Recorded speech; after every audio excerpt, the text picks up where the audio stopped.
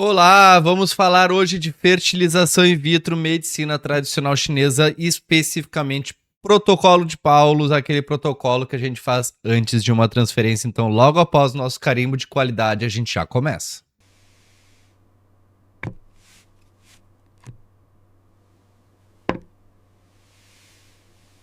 Hoje eu quero trazer uma dinâmica diferente. Vamos fazer uma análise em cima de um dos protocolos mais famosos que temos quando falamos de fertilidade, o protocolo de Paulos. Isso mesmo, o protocolo de Paulos que nos trouxe um resultado muito bom, em torno de 40% a gente tem de probabilidade de implantação quando utilizamos o protocolo de Paulos, que diz que devemos usar uma sessão antes e uma sessão após a transferência. Claro, uma sessão antes tem um propósito e uma sessão depois tem outro propósito. E é isso que eu quero trazer para vocês. Essa análise. A análise dos pontos que foram utilizados na escolha na montagem, aliás, desse protocolo. E temos que entender o que cada um deles faz. Mas, principalmente, a ideia central desse vídeo é entender por que não é 100% das pessoas que vão se beneficiar com esse protocolo. E podemos pensar num protocolo modificado. O que poderíamos fazer para buscar mais potência em cima desse protocolo? O que a gente mudaria e como a gente modificaria isso? Então, essa é a nossa proposta e não vamos nos demorar muito para entrar nele. Porém, eu queria refrescar algumas ideias antes da gente começar, quando falamos de fertilização, quando falamos de saúde da mulher, quando falamos de útero, porque a grande ação do protocolo de Paulos está na transferência desse embrião, na busca de uma potência de fixação. Então, o protocolo de Paulos envolve dois pontos principais, tá? Como toda a medicina chinesa: sangue e energia. Energia que é o que vai dar função. Mas o nosso protocolo de Paulos também cita algo que eu considero extremamente importante, que é o padrão emocional dessa paciente. Tá? Então, isso influencia o nosso útero com certeza. Mas eu também tenho que entender que ele está falando de energia e de sangue, tá? Para isso, para envolver útero, envolvemos 3 órgãos, porque dentro da medicina chinesa falamos de 5 órgãos principais, mas os 3 mais importantes voltados para o útero são o rim, fígado e baço. Tá? O baço e pâncreas, cada um deles tem uma função relacionada ao útero e relacionado ao sangue. Relacionado ao sangue, temos o rim como grande estimulador da medula a produzir sangue. Então, todo esse movimento do rim é para produção de sangue, mas ele também se encaixa no órgão em que aquece o útero. Porque o útero ele não tem uma energia própria, digamos assim. Ele precisa da energia do rim como grande aquecedor, o grande órgão que vai mantê-lo aquecido para que ele possa realizar as suas funções. Tá? Já no sangue, eu tenho o rim produzindo sangue através da medula e eu também tenho o fígado armazenando esse sangue. Então, eu tenho o fígado como outro órgão extremamente importante quando falamos de sangue, quando falamos de órgão que vai estimular a chegada e a quantidade de sangue para dentro do útero. E o baço, como o órgão principal, a sua função principal dentro desse contexto é manter os órgãos no lugar. Então, a função dele é muito protetora da localização, de manter esses órgãos estáveis. E eu também tenho a parte nutritiva, que eu considero a mais importante quando falamos de transferência, quando falamos de fertilização. Esse baço pâncreas tendo uma ideia de nutrir sangue. Por quê? Ele recebe o alimento pelo estômago e ele vai dividir o que é puro e o que é impuro. O que é puro ele manda para o sangue, então a parte nutritiva desse sangue se dá através do baço e do pâncreas, certo? Então eu tenho a víscera, estômago, que está vinculado e é quem vai utilizar desse trato com o alimento, mas a digestão em si passa por esse baço, ok? Então temos 3 órgãos importantíssimos: rim, baço e fígado, ok? E o coração entra por quê? Porque o coração, ele recebe todas as emoções e ele manifesta essas emoções com o exterior.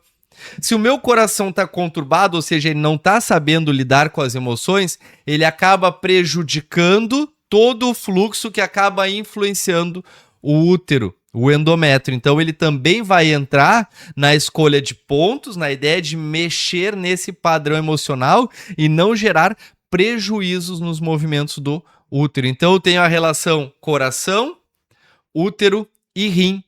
Quando a gente fala que o coração está mexendo, sendo influenciado por um estado emocional, padrões de ansiedade acabam estando vinculados a esse coração, por gerar um excesso de pensamentos, mas ele está enraizado muitas vezes na insegurança do rim.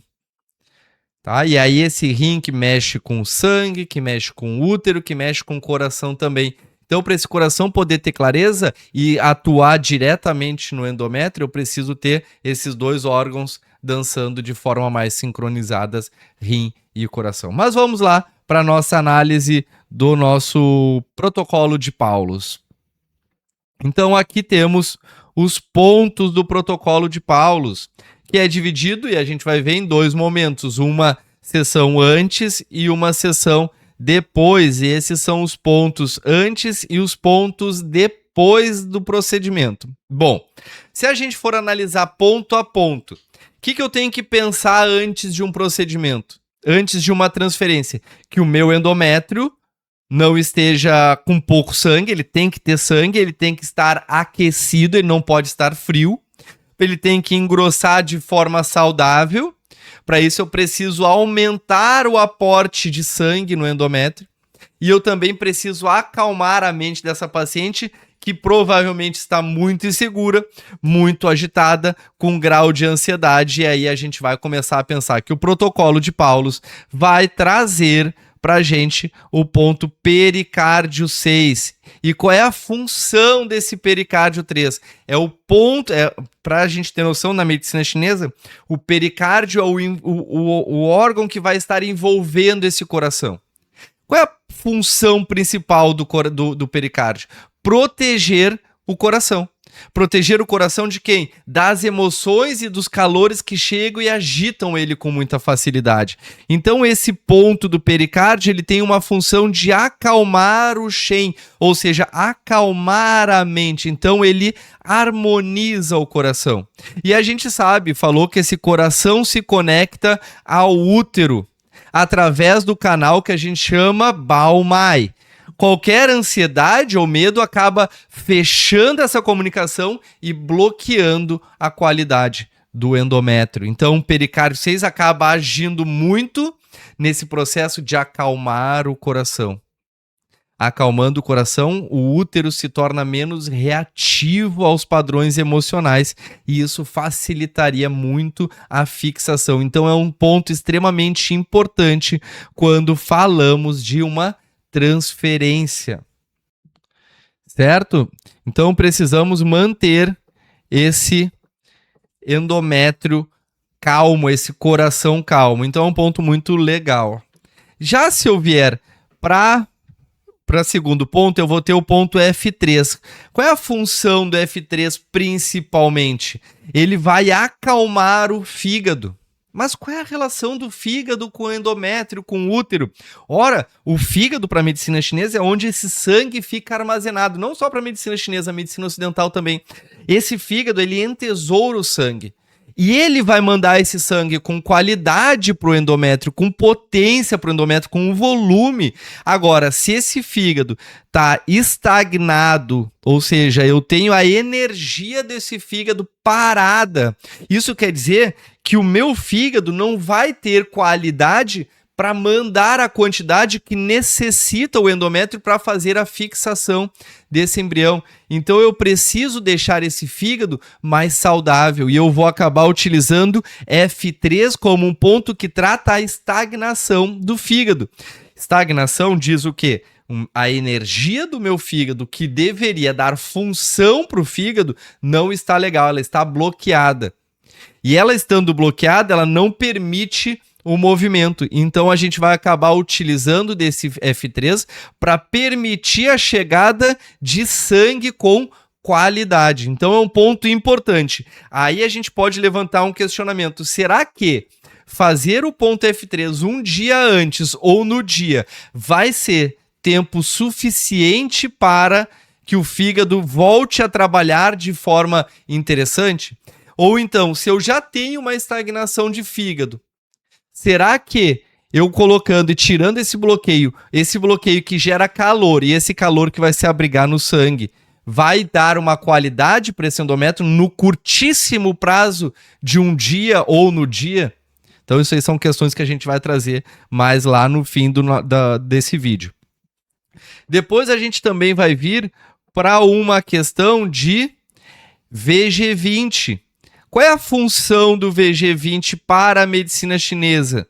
Ele é um ponto muito bom e super interessante, super usado, e ele vai estar localizado no topo da cabeça e ele tem como uma ação de ancoragem e sedação do sistema nervoso central. Então ele vai reduzir o estado de hipervigilância, induzindo a um estado de relaxamento. Então a gente vai ter esse ponto também caindo na ideia do acalmar a mente, junto com o pericárdio 6. Então eu tenho o pericárdio 6 e eu tenho o VG20. 2 pontos que vão estar caminhando no mesmo sentido, acalmar a mente. Tá? Aí a gente pode questionar. Então, esse acalmar a mente antes de um procedimento de transferência é extremamente válido, porque vai acalmar a mente e o coração que se conecta com o útero e diminui os reflexos do útero, sim. Cai muito mais do que o F3. Tá? O F3 já é um ponto que deveria ter sido trabalhado um pouco antes.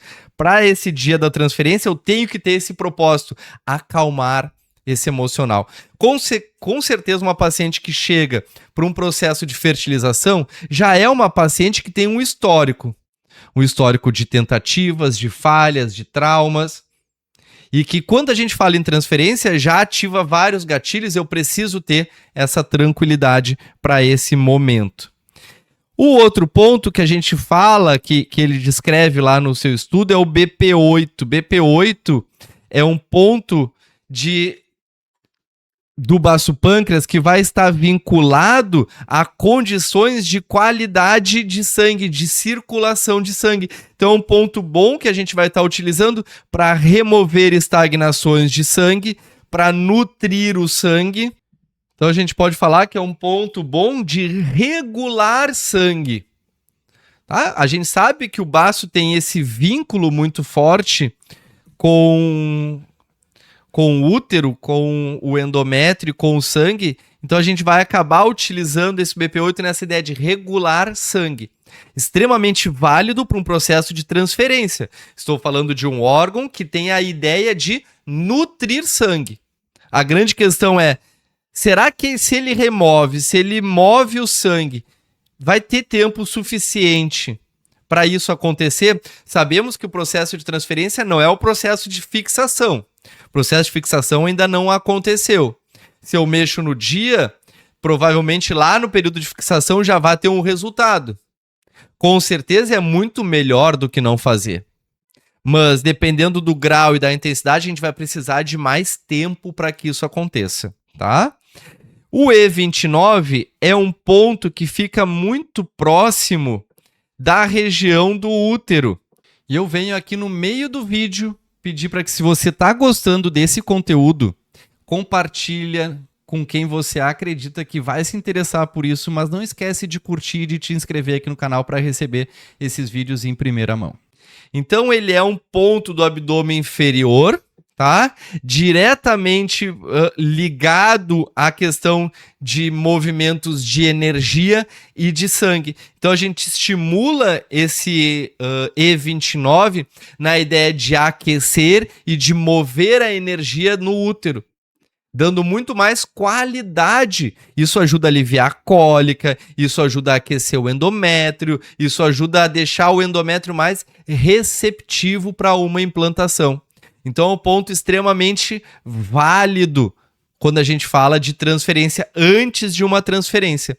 O grande ponto é, vai mover, vai atuar, mas ele vai ter que tirar a energia de algum lugar. Se a gente começa a trabalhar um pouco antes, eu consigo dar mais potência para a função desse ponto. Então a gente vai estar optando por ele num processo de transferência, sabendo que ele mesmo assim terá a sua limitação. Por isso que trabalhar Ti e sangue antes vai nos trazer num reflexo de uma transferência muito mais potência. Porque todos os pontos escolhidos antes de uma transferência são extremamente úteis quando falamos de endométrio. Por isso que a gente consegue aumentar a probabilidade de fixação do embrião na transferência, porque os nossos pontos escolhidos no protocolo de Paulo nos trazem esse benefício, tá? Então, depois, o que a gente vai acabar utilizando depois da transferência? E ele diz no estudo que devemos fazer uma sessão antes e uma sessão depois. Mas aí a gente começa a se questionar, não fica um hiperestímulo? Porque agora a gente vai entender os movimentos pós. E a gente tem que ter ideia assim, tá, mas eu fiz a minha sessão de acupuntura, vai ter um reflexo nesse corpo durando de 2 a 3 dias ainda. Tá? Então, se a gente pegar essa sessão depois e passar para 2 a 3 dias, ainda é válido? Esses são questionamentos que a gente pode trazer nesse ponto. Mas o protocolo diz, sessão antes, sessão depois, preferencialmente no mesmo dia, tá? O que diz aqui para o segundo ponto, segundo momento, a transferência, pós-transferência, qual é a minha ideia? Meu foco ainda está na fixação, na nutrição e na inibição das contrações. Então eu vou acabar optando por ponto como E36. E qual é a função do E36? É um ponto muito potente e muito estudado, tá, pela ciência para entender qual é a função e como ele atua, mas na medicina chinesa sabemos que é a ideia de tonificar Qi e sangue, tá? Então o corpo vai precisar dessa energia porque ele tá para receber e sustentar o desenvolvimento desse embrião por um bom período. É essa energia da mãe que vem através do rim que vai sustentar a sequência de formações do embrião.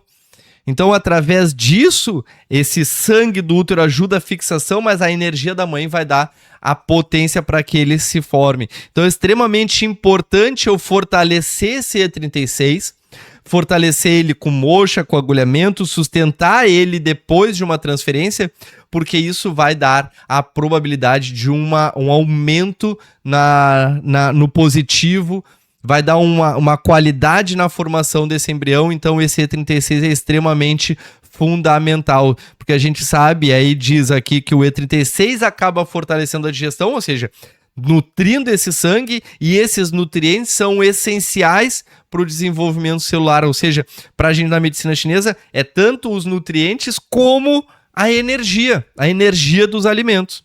Já o BP6, tá, que vai ter uma função exatamente em cima desses 3 órgãos que a gente falou, que é o fígado, o rim e o baço, ou seja, a gente está acostumado a falar em sala de aula e a trazer essas discussões quando está no estágio da função do E36, na ideia dele nutrir os 3 yins da perna, porque separamos os meridianos em yin e yang. Yang são as vísceras, yin são os órgãos. Então ele é o cruzamento desses 3 yins, que são exatamente os 3 yins que nutrem o útero. Mas algumas pessoas podem dizer assim, Léo, mas a gente também vai utilizar esse BP6 quando fala de trabalho de parto, quando eu quero gerar contrações. Mas quando a gente fala em BP6 No trabalho de parto, a gente fala num trabalho de parto onde a gente vai associar o IG4, então eu movimento o IG4 num sentido e o BP6 em outro sentido. Com isso eu gero um movimento que gera contração. Somente o BP6, na ideia de fortalecer o útero, na ideia de tonificar esses 3 rins da perna, não vai gerar contrações a ponto de ser abortivo.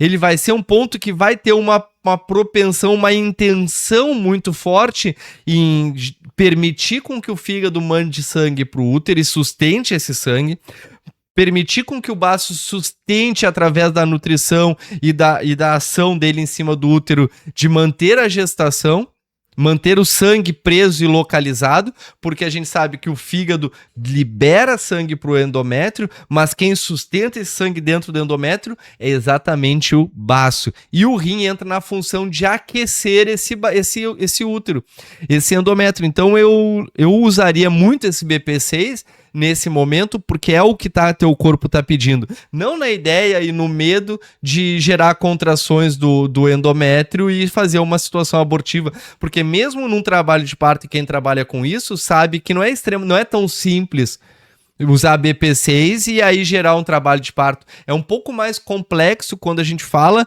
em trabalho de parto, porque exige outras potências do que somente estimular esses 3 órgãos, tá bem? O BP10 cai aqui nessa ideia muito forte de ser um ponto que move e harmoniza o sangue. Mas olha só, eu usei antes um BP8 que regula esse sangue. Eu vou usar agora, no mesmo dia, um BP10. Eu estou atuando de forma muito parecida no mesmo dia. E que se a gente for pegar o que descreve o BP10, que é um mar de sangue, a gente tem a ideia de fortalecimento desse sangue. Só que se eu parar para pensar, eu vou fortalecer esse sangue, mas quanto tempo demora para isso acontecer? Será que é tão rápido quanto eu imagino ou quanto eu gostaria? Será que isso se encaixa nesse movimento? É esse o ponto que a gente tem que estar atento para entender a função de um BP10 ou de um BP8. Como a gente sabe que o embrião precisa, tá? E de certa forma ele vai ficar ainda num período de implantação que não é naquele momento que está acontecendo, o BP10 ele vai resfriar um pouco desse sangue, tá? Ele vai nutrir esse sangue, então dependendo do tempo que eu tenho, eu também vou estar atuando para facilitar o processo de implantação. Então é um ponto que acaba sendo válido. A questão é, eu estimulei antes da transferência um BP8 e agora um BP10. Às vezes fica um hiperestímulo. Eu tenho que dar mais um pouco de tempo para o corpo reagir do que só sair estimulando, tá? Então o BP10 é um ponto bem legal e super válido. E o IG4, esse ponto aqui é muito utilizado na medicina chinesa porque ele é um ponto analgésico e relaxante muscular. Se eu tenho essa ideia de ser analgésico e tem estudos que citam a função dele na motilidade, tá? Nas contrações do útero, eu também vou estar pensando que esse endométrio precisa desse processo. E eu posso fazer isso através desse ponto IG4. Então eu vou precisar desse movimento do IG4 sendo um ponto super válido numa ação de facilitar com que o endométrio não tire, não expele, não expulse esse embrião. Então tá tudo certo, tudo bem, tudo caminhando de acordo com o que a gente deseja para uma transferência. Só que a gente tem que parar e pensar, vamos pensar junto. Quais são os questionamentos que a gente deveria ter frente a esses protocolos? A esse protocolo principalmente, tá? Porque depois a gente vai começar a ver que ele também fala de auriculoterapia utilizando o ponto Sheimen, que é um ponto tranquilizante da mente, e o ponto cérebro, que também vai estar atuando na questão cerebral, ou seja, vai estar atuando nessa função emocional. Tá? E aí a nossa ideia é sempre diminuir os espasmos do útero devido a esse padrão emocional. Já o ponto 58, ou o zigong, que é o ponto do útero, vai ter essa função reflexa de diminuir, porque na auriculoterapia a gente sabe que a nossa busca é sempre pela harmonização, pelo menor resposta, menor estímulo possível em cima desses órgãos. Eu tomaria um pouco de cuidado com esse ponto do útero aqui, tá? O ponto 22, o ponto endócrino, vai estar na ideia de regular o eixo hipotálamo, hipófise e ovário. Super válido. Não vai gerar um problema. Dentro desse protocolo de auriculoterapia, são pontos sedantes, são pontos que não teriam vínculo direto com o útero, tirando o próprio ponto palácio do útero, o próprio ponto útero, que eu questionaria um pouco essa utilização como ponto que vai somente relaxar esse útero, tá? Teria um pouco de cuidado nisso, mas, enfim, questionável, acho que é super válido. Se deu certo no estudo, pode dar certo com a gente também. Mas os outros são pontos super tranquilos aqui. Se você sente confiança conforme o seu diagnóstico desse paciente, acaba sendo um ponto bem interessante. Mas vamos pensar um pouco dentro disso, um pouco dentro desse protocolo de Paulus, os benefícios. E aí a gente tem esses benefícios do protocolo de Paulus, como o benefício de mover o sangue que está no útero, tirar as estagnações, mover e acalmar a mente. O que a gente pode trazer de questionamento disso? Será que eu precisaria dar um tempo para o meu corpo reagir ao estímulo que foi dado? Quando eu penso que eu vou mover o sangue para o útero, eu tenho que pensar que esse sangue precisa já estar armazenado, então eu tenho que dar potência para ele. E essa busca de potência, quem trabalha com isso sabe que é difícil acontecer do dia para a noite. É difícil eu conseguir já gerar um estímulo de sangue diretamente para o endométrio, assim em questão de segundos, a não ser que eu já tenha trabalhado. Então qual é o grande processo? Potencializar energias e sangue antes de uma transferência, para quando eu chegar no processo, no protocolo de Paulus, no dia da transferência, eu já ter um sangue com qualidade para nutrir o endométrio. Se eu penso que eu tenho um fígado estagnado, esse fígado estagnado gera calor, esse calor vai parar no sangue. Se eu usar somente tirar a estagnação do fígado no dia da transferência, não vai ser o suficiente para que ele reflita, que acabe mandando sangue saudável para esse endométrio. Eu preciso de um pouco mais de tempo para trabalhar. Por isso que exige um pouco de individualização. Quem sabe se a gente não individualizasse o protocolo, o meu resultado passasse de 50% para 80%. Porque eu vou estar trabalhando com tempo em cima dessa paciente, em cima desse caso. Esse caso funciona para pacientes que já não têm um padrão de frio no útero, porque aqui não tem pontos que expulsem o frio ou que aqueçam, tirando o E36. E esse é o grande ponto. Vai trabalhar em padrões de pacientes onde o desequilíbrio é muito sutil. Mas às vezes precisamos de um pouco mais de atenção para paciente do que somente ficar atento a movimentos que vão nos trazer benefício, mas que o paciente que vai se beneficiar são pacientes mais suaves. Quando a gente fala de pacientes que têm muita estagnação, ou seja, tem uma endometriose muito difícil, tem uma endometrite muito forte, tem uma cólica muito intensa. Se eu tenho uma cólica que alivia com frio, eu preciso aquecer. E a gente consegue fazer com que esse sangue chegue com mais potência e encha esse endométrio com qualidade, mas a gente tem que ver se ele vai sustentar isso para o próximo ciclo também. Porque às vezes a gente vê, cresceu, transfere, e isso talvez não seja o suficiente para fazer um processo de fixação. Então eu tenho que estar atento a isso também. A busca da qualidade não vai ser somente num processo emergencial de um protocolo de um dia. Tá? A gente dissertou sobre a função desses pontos, é ótimo para acalmar a mente, acalmar a ansiedade, mover algumas estagnações, desde que elas sejam leves. Porque se elas forem profundas, vai precisar de um pouco mais de atenção, um pouco mais de tempo. Então, antes de fazer uma transferência, façam uma avaliação para ver se esse protocolo, dizer assim, esse já se encaixa nessa paciente.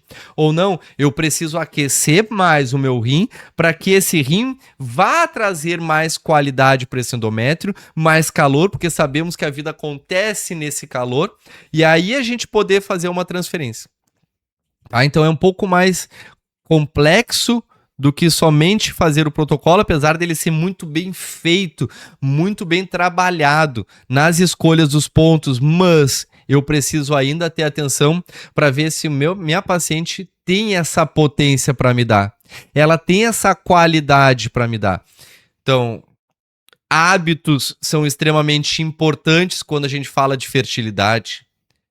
Calor e excesso de calor ou falta de calor são extremamente importantes para a fertilidade. O protocolo ajuda muito, mas ele vai pegar casos mais sutis, tá? Então, avalie a sua paciente, veja se somente esses movimentos vão ser o suficiente. Enxerga a menstruação dessa paciente, porque na menstruação diz o que está acontecendo de interno.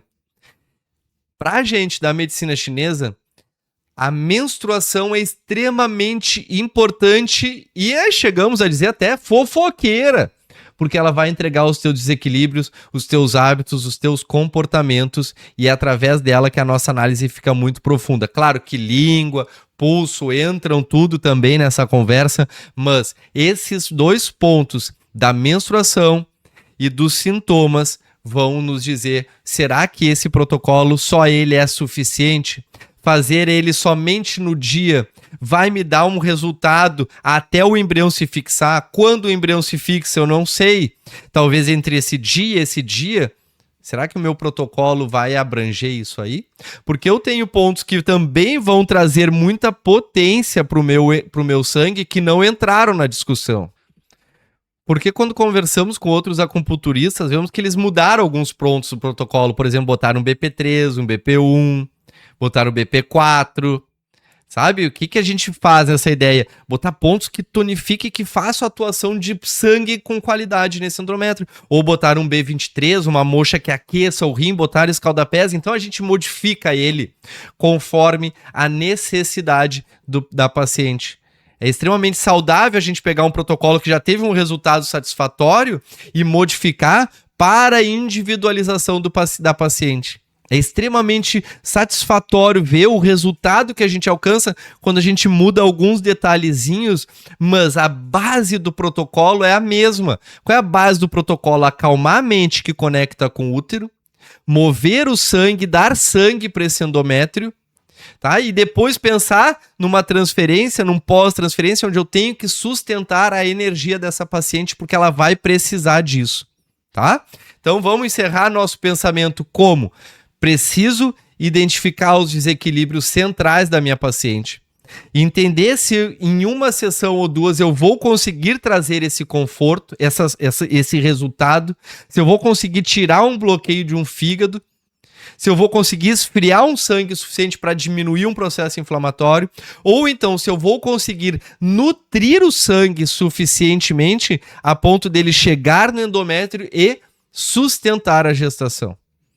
Tá? Então, partindo da ideia de uma individualização, de uma modificação de um protocolo, de se eu tenho a possibilidade de pegar a segunda sessão, a sessão pós-transferência, e passar para 2 a 3 dias depois, eu vou conseguir trazer muito mais qualidade e respeitar o tempo de estímulo. Lembrando, eu estimulo com a acupuntura, eu ainda vou ter reflexo desse estímulo 2, 3, 4 dias depois desse estímulo. Por quê? Mexemos no nível energético e esse nível energético chega no físico nesse período. Não é mover, acalmou. Por exemplo, se eu tenho uma bursite de ombro, eu vou mover a energia para que ela mova essa inflamação, mas ela não vai acontecer no dia. Essa inflamação vai baixando porque eu tirei estagnação do local. Ah, mas já aliviou, mas não curou. Tu vai ver que daqui a 2, 3 dias tu vai ter um reflexo muito maior do estímulo de acupuntura. Então eu não posso fazer hoje um estímulo, amanhã outro estímulo, porque eu ainda vou estar sobre estímulo anterior. eu vou fazer o estímulo, esperar 2, 3 dias, fazer um novo estímulo, esperar 2, 3 dias, fazer um novo estímulo, esperar 2, 3 dias, tá? Então, para o nosso protocolo de transferência, faça um estímulo um dia antes ou no dia, espero 2, 3 dias e faço um novo estímulo conforme e modificando conforme a necessidade da paciente, tá certo?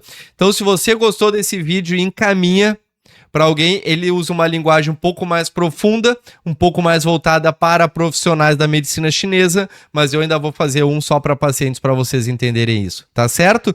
Claro que podemos utilizar chás, fitoterapia, e devemos associar fitoterapia a esse processo para ganhar potência no tratamento. Então, até a próxima aula.